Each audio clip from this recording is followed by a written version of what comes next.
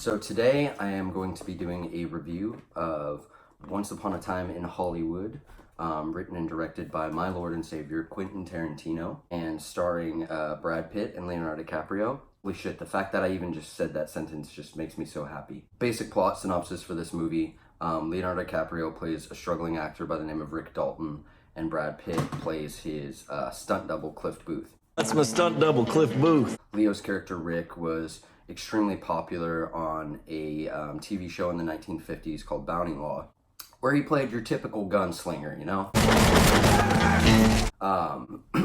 Obviously, a lot of popular culture at the time. It was all cowboys, westerns, things of that nature. And so he was very successful on this TV show. A lot of actors around that time, such as Steve McQueen, that kind of became successful and made a name for themselves in TV, were able to go on and have these huge careers in motion pictures. Rick, he had trouble making that jump. He did a few movies here and there.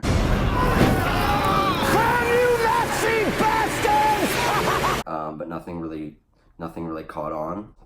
And he's fading into obscurity a little bit. Now he's playing the bad guys in other people's TV shows, and his career is not headed where he wants. Meanwhile, contrast to that, Brad Pitt plays this character of Cliff Booth, who's basically his right-hand man. He does pretty much anything Rick asks, whatever the outlandish and crazy stunts they want to perform, he's your guy for the job. Cliff here is meant to help carry the load. Is that how you describe your job, Cliff? What, carrying his load? Yeah, it's about right. The character of Rick Dalton, he's a very interesting one. Leonardo DiCaprio basically plays him in this way that there's a certain empathy to him. You know, you do want this guy to succeed, but at the same time, it's kind of like, stop being such a bitch.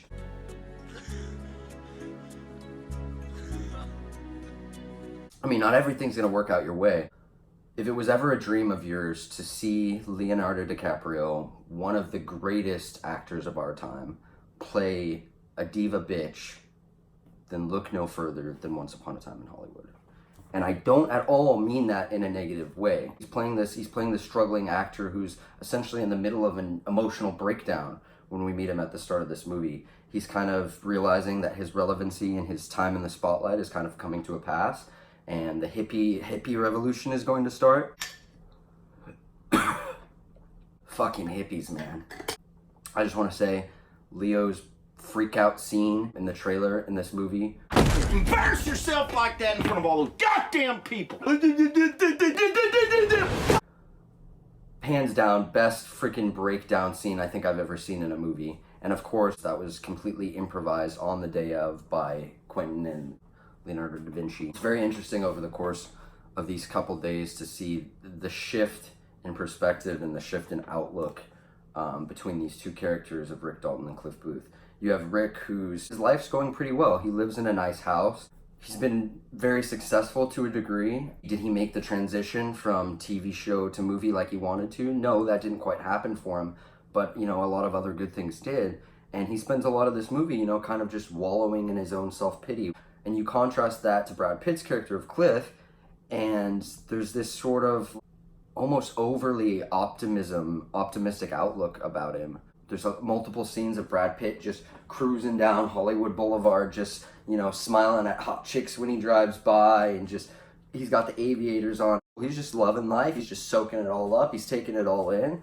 And then you go back to Leo, and he's fucking crying on his couch, wondering why he can't get his lines right, or having a freak out in the middle of his dressing room. And it's just really interesting to see the contrast between those two characters. Quentin Tarantino, like very early on, he made the decision when he was trying to come up with the script or kind of the idea for this movie, he didn't want it to have a plot, which that's a pretty ballsy creative choice.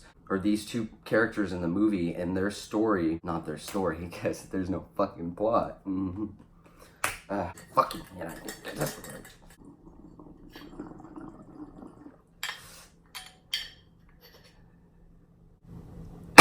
One thing that this movie does really well is it kind of perfectly balances cutting back and forth between Cliff and Rick. I actually whispered to my girlfriend part of the way through the movie, it's weird, we haven't seen Brad Pitt in a little bit. I wonder when it's gonna cut back. Oh, it's happening. He knows exactly when it's time to cut back to the next guy. One thing that is immediately apparent about this movie is Quentin Tarantino's love for popular culture at the time. His love for cinema, his love for TV shows of that era. It's just kind of, it's the main driving force behind the movie, and the attention to detail, especially in recreating parts of 1960s Los Angeles.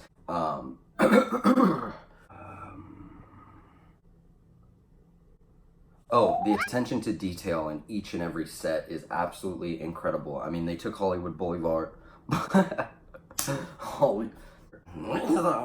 and literally transformed it into 1969 Hollywood again. We're living in an era right now where CGI it or we can fix it in post-production has kind of just become the norm. And to see a movie come out like this where there's such a commitment to making everything real and everything tangible is just really freaking refreshing. Let's get a drink of Bang.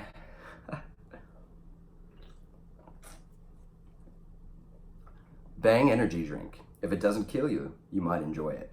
A lot of people, like when they think of Sharon Tate, they hear the name, they think of the murder. Margot Robbie's portrayal of her really encapsulated that sense of optimism and excitement, which just makes, you know, the actual events all the more heartbreaking. That being said, Margot Robbie was totally and completely underutilized in this movie. I love my Leo. I love my Brad. I think the scenes that she's in, she does as good a job as she possibly can with them. In the limited amount of dialogue and screen time she's given. I got a little too stoned for this one. Devin, get your shit together. What are you trying to say? One thing that Quentin Tarantino is known for is kind of his dialogue and the sharpness of his dialogue, the tightness of the writing. I think this movie's definitely no exception in that regard. But I think there's definitely a couple lines in this movie that we're gonna see popping up quite a bit in other things. Line? Now, there's going to be a debate going on for quite a while of who stole the show in this movie, and honestly, it's a tough one. I appreciate Leonardo DiCaprio so much as an actor. Definitely my favorite actor of the modern era. But I mean, Brad Pitt is a fucking badass in this movie, man. I mean, I was trying to think of the last time I saw Brad Pitt act like such a kick-ass mofo, and I want to say it was like Troy or something, which was 2004. I mean, he was cool in World War Z, I guess. This is definitely one of the best roles for Brad. Oh,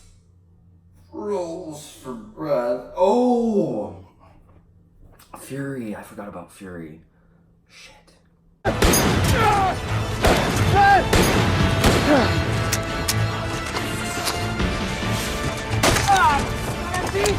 This isn't a perfect movie, okay?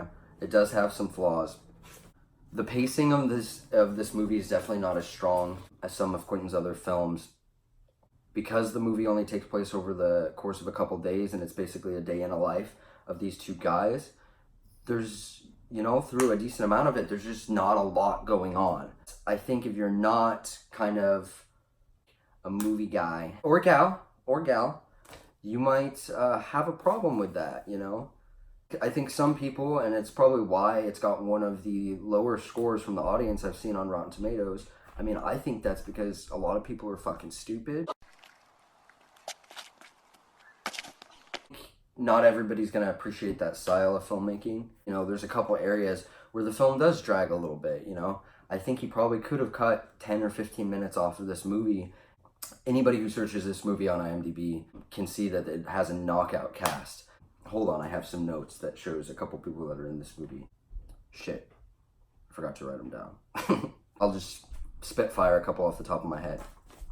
Kurt Russell's in this movie. Al Pacino's in this movie.